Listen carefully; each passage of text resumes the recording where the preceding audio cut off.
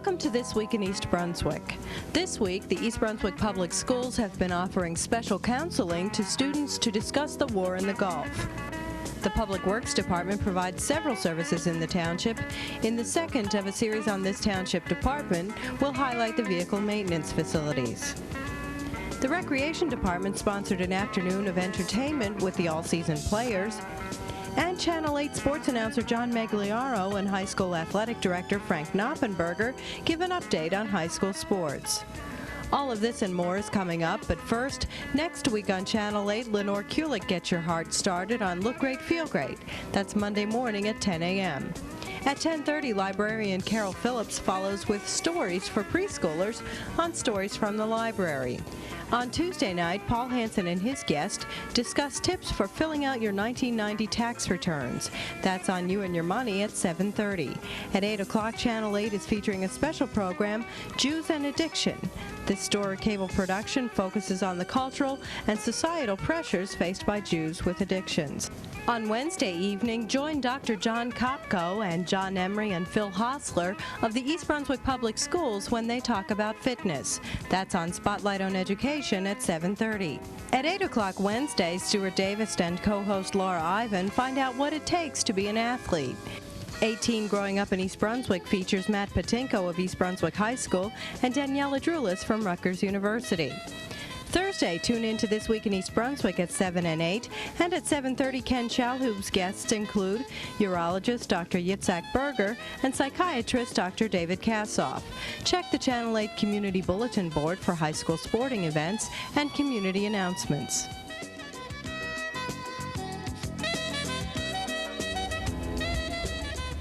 Hi, I'm Amy Fisher, and I'm the Director of Community Relations for the school system.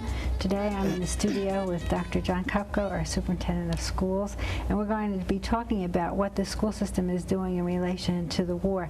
John, on January 16th, just after the deadline for Iraq to pull out of Kuwait, you called an emergency meeting of principals and other administrators and student services personnel.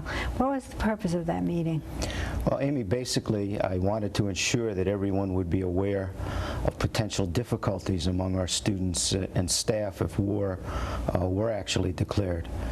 Many of our students, as you know, are currently writing to troops in the Persian Gulf, and others have relatives who are in the service there. Also, the prospect of war is really frightening. Even if you don't personally know anyone who is in the armed forces.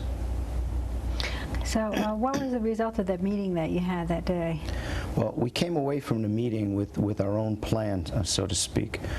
For example, our social studies supervisor presented sample lesson plans for teachers to use. A major focus in primary grades was on geographical distance between the United States and Iraq. And that was basically to calm youngsters down who really are afraid that possibly Saddam Hussein might be as close as a neighboring community. Mm-hmm. We also have ideas for English teachers to use in discussions and writing projects, and plans for the student services personnel to work with youngsters who express particular concerns, and to be especially sensitive to students and staff who have relatives in the armed forces. One of our primary roles is really to be good listeners.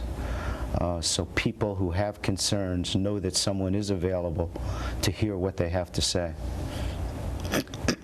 What happens now? Well, essentially our plan is to be alert to problems as they arise and to deal with them as quickly and as effectively as possible. We realize that there is this is a tremendously difficult time for everyone, and we want to do all that we can to help everyone get through this, and that includes parents as well. And any parents who would like help in answering their children's questions about the war are certainly welcome to call the student services staff in their schools for assistance. And of course, like everyone else, we are really hoping for a speedy conclusion to the war, and that our men and women will return home safely and quickly. Well, thank you for talking to us about it today. Many of the schools are having individual things. For example, Lawrenceburg School has a big banner out that you saw. Warrensdorfer is going to be having all its students come to school dressed in red, white, and blue on February 15th, and we'll be back there again with more school news about the topic as it happens. Thanks for watching. My doctor tells me I've got high blood pressure. I sure don't feel sick or anything. They want me to take medicine. Why should I? Hey, I'm tough. What's the worst that can happen? You can help prevent heart disease. We can tell you how. The winter sports season is in full swing here at East Brunswick High School, and to give us an update is Director of Athletics, Frank Knoppenberger. Frank, good fall season. Winter now is proving to be just as good. Well, you called it at the right time. You talk about in the full swing. This is tournament time, and we feel this is when East Brunswick is best. For an example, the seeding committee will be meeting in a week and a half for the basketball tournament, and it looks like our girls could be seeded as high as 3rd or 4th, and they've also qualified for the state tournament. They'll give them a 2nd. The boys are qualified for the state tournament, and they're also going to qualify for the conference tournament. Wrestling starts this Friday and Saturday. Scott Cameron's the #1 seed. Pazinko's the #4, and Pilato and Halpern are the #2 seed. So we have a shot at winning the conference there too. What else? Today I was at our swimming match up at Heightstown, and let me just mention about what went on today. We had 3 basketball games. 4 basketball games for girls, 4 for boys. We had a swimming for boys and girls and diving, as I just mentioned. We had practices by bowling, by winter track. We have 3 sets of cheerleaders getting involved. So today is what high school is all about. We had so many kids involved in so many activities, and it's just a super atmosphere today. I'm really pleased about the way the January ended up. Frank, you mentioned tournament time. Where will most of the games be played? Around here, and that is at East Brunswick High School, or will they be at away sites? State tournament, we will host the tournament until these sectional finals, and I expect us to be there. In the GMC tournament, it's all on a neutral site, although East Brunswick will host other schools, and the wrestling is done all at Middlesex County College, all at Piscataway High School. And the swimming seedings are still going on, but I expect us to make the swimming playoffs. Well, Frank, we'll catch up with you at the end of this season to bring everyone in East Brunswick an update on the winter season. So for Frank Knoppenberger, I'm John Migliaro for This Week in East Brunswick. This segment on vehicle maintenance is the second of 6 that will be presented in this series on your Public Works Department. Hello, my name is Raymond Petruska. I'm Fleet Manager, East Brunswick Township. I would like to acquaint you with the type of repairs that we do at this location. I have 5 mechanics and 2 fabricators. As you see on your video screen, a typical workday will find our mechanics working on preventative maintenance for some of the 250 units we maintain. Maintenance such as lube oil and filter change, inspections of front end and brake systems, and most importantly, safety checks, such as inspections of the suspension system, chassis, lights, and glass are performed. Repair work such as you see includes replacement of engines, driveline components, tire repair and replacements, engine analysis and tune-ups. Included in our work is state inspections of all licensed vehicles, fabrication and repair of structural components on heavy construction equipment. Our 2 qualified fabricators provide a wide range service such as welding, fabrication of ground contact components such as leaf collecting claws used on front-end loaders, formwork for concrete structures, specialty fabrication for transporting the leaf turning machine. Our mechanics are involved in both routine maintenance and the repairs and maintenance of heavy construction equipment. Items such as street sweepers, hydraulic excavators, front-end loaders, heavy trucks, auxiliary equipment such as air compressors, generators, and pumps. Typical working hours are 8 a.m. to 4 p.m. Monday through Friday. Mechanics are available for special call-out, covering such activities as ice and snow removal and community service work. Department management provides training for those mechanics in all phases of their work. Personnel are encouraged and supported in their attending training after work hours. Record keeping is provided by our fleet management computer program. Such activities as the following are tracked: work orders issued, preventative maintenance scheduling, fuel management, owning and operating cost tracking, and parts ordering. The various activities provided by the Mechanical Division of your Public Works Department provides necessary support in maintaining the timely and cost-effective operation of all municipal government. Police, senior citizens transportation, water system, roadway system, storm drainage, fire and safety all rely on the services provided by your Public Works Department. In particular, the work done by our dedicated mechanical personnel provides assurance that all municipal systems function efficiently.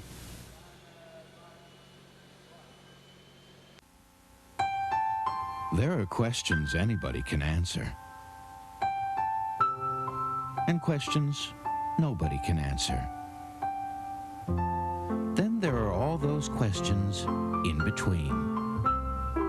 Important questions your academic, school, or public librarian can help you answer when nobody else can. Any questions?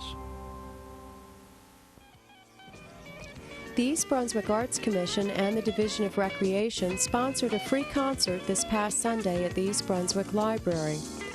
The all-season chamber players entertained a full house of music lovers by performing a pleasant mix of jazz, popular, and classical selections. Popular selections included a brief piano trio composition by Stephen Sondheim and ragtime piano solos by Scott Joplin and Joseph Lamb. Artistic director of the all-season chamber players, Stephen Anderson, performed the rags to the delight of onlookers. Other performances featured flautist Brenda Sikowski, violinist Marilyn Reynolds, cellist Erica Boris, and pianist Jean Strickholm, who entertained the crowd with classics like Mendelssohn's Variations Concertantes for cello and piano, a violin solo by Fritz Kreisler, and the upbeat Hungarian duet by Brahms. Here's a sample of Sunday's concert.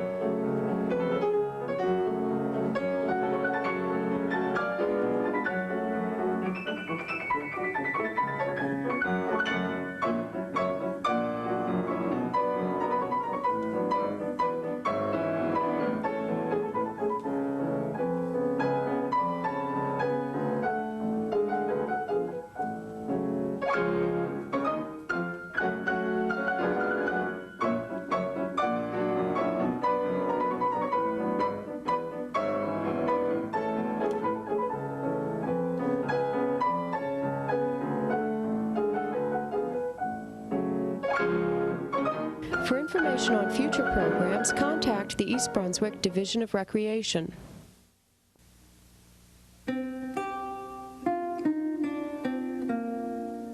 That brilliant sequence of cultural peaks, the ascent of man. My version of American history in 13 hours. If we withdrew from Vietnam, the communists would control Vietnam. For English, there are no borders. The play's the thing. Check out the best of PBS, now on video cassette at your local library. In January on Aging Aspects, Patty Sullivan went on location to the Barbara E. Chung Memorial Hospice for part 1 in a 2-part series. February's program features information on the home care program and on saying goodbye. Jane, this is a real pleasure as one outreach coordinator to another. I'd like to know how many volunteers you have working for you. Right now we have a base of about 20 active volunteers and several more that are available to us sporadically. Have you had a hard time recruiting volunteers for this type of program? Surprisingly, no. Most of our volunteers are drawn to this arena because of their own life's personal experience. With the help and support that they've had in the past, a lot of them feel motivated to share what they have been given. Being around terminally ill patients is very emotional. How and what kind of support do you offer your volunteers? Our support starts with the training. We do interview to make sure that our volunteer applicants are in a good space. We really prefer not to use anyone who's had a major loss in their life unless it's been more than a year ago. We offer a 6-week training program that we encourage our volunteers to draw on their own feelings and their own remembrances of what it was like for them, so that they will have a refreshed idea of what to expect from the families that they're trying to help. That's really good. What do your volunteers actually do when they go to visit someone? We ask our volunteers for a variety of supportive things to do. Sometimes it's as simple as just sitting with the patient and watching TV or reading a book. If the family needs to be away for a short time shopping or a beauty parlor appointment. Sometimes the families need just that someone else to listen to, just to be supportive and comforting and just to be heard. Are you available with your own background to support your volunteers? Yes, this is where I'm able to draw to. I am also a nurse, and I do continue to work with the patients a couple of times a week, and it does keep me refreshed too, to draw from my nursing experience. And my volunteers know if they have a technical problem or question that I can use my resources as a nurse to answer their questions too. Many of your volunteers go actually into the patients' homes. Is there a difference from what they do to those that are in the hospice itself? They can be, yes. In the home, they would be there to just be to read or to play a game or just to be an extra pair of ears. And in the center here, we could ask them to help us with the phone, some clerical duties of typing, if we have a major mailing or if we have a physical project we need extra pair of hands with. So there are a variety of responsibilities that hopefully the volunteers would enjoy doing. Do you need more volunteers? Yes, we're always in need of volunteers. With lifestyles as busy and changing as they are in these days and times, we always have a turnover where we could always use some more volunteers. How can they contact you? They can contact me here at the Barbara E. Chung Memorial Hospice by calling me. My name is Jane Schreiber, and I am the volunteer coordinator, and the number is 321-9340.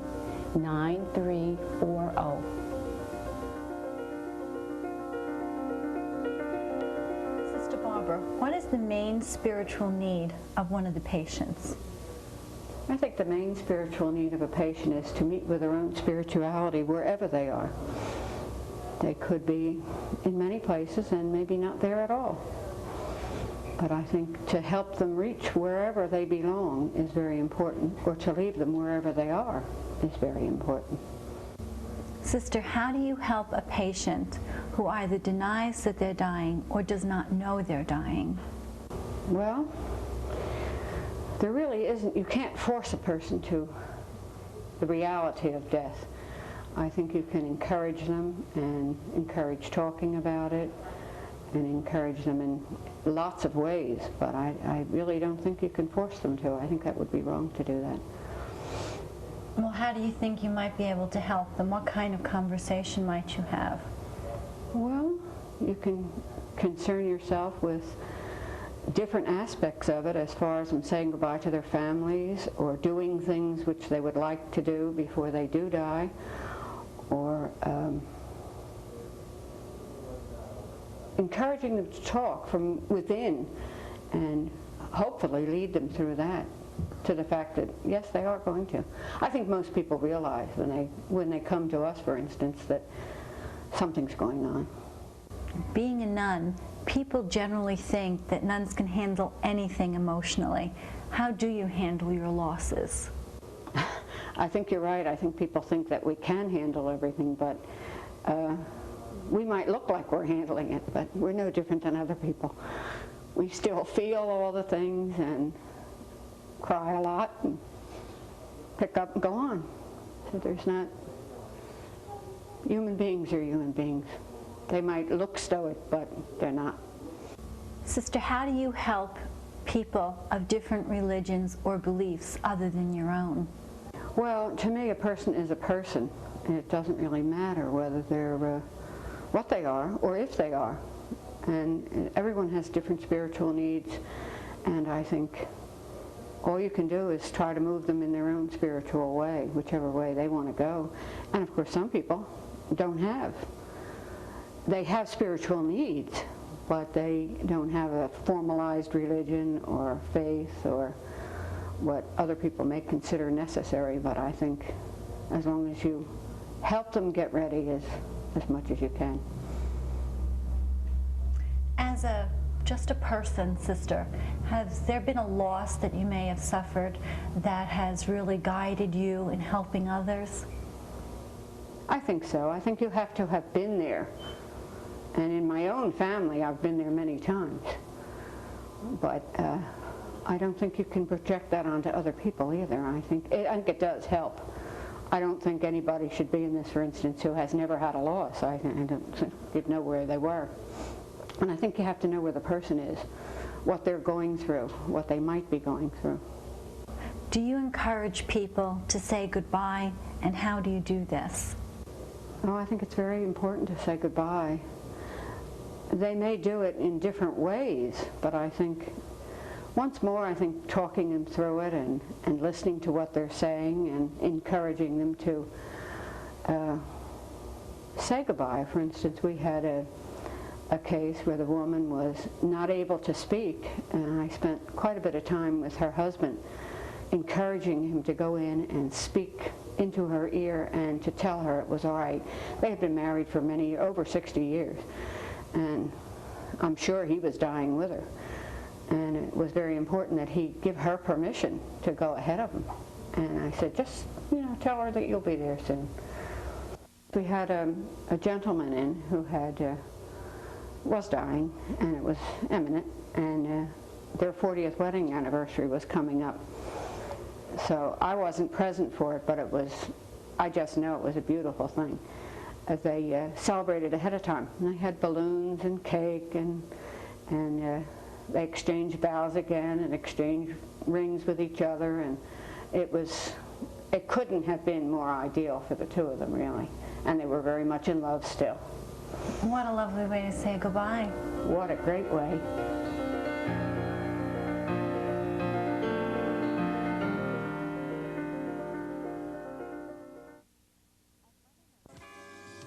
At Monday night's Township Council action meeting, Township officials approved an agreement with Tower Center Associates to demolish the Grote House. The landmark, located near Routes 1 and 18, is on the Township's historic register, but the council and owners concluded that the structure is beyond repair. As part of the agreement, Tower Center will donate $10,000 to the East Brunswick Historical Society. Society President Estelle Goldsmith said the group is unsure what they will do with the funds. The council also prepared a resolution to be sent to the New Jersey Turnpike Authority and to the governor opposing the new toll increases. Governor Jim Florio tentatively approved an almost 70% increase in tolls along the turnpike. The increased revenue will be used for improvement projects and to indirectly help offset the state's budget deficit. The mayor and council are opposed to the increases. That's all for now. Thanks for watching.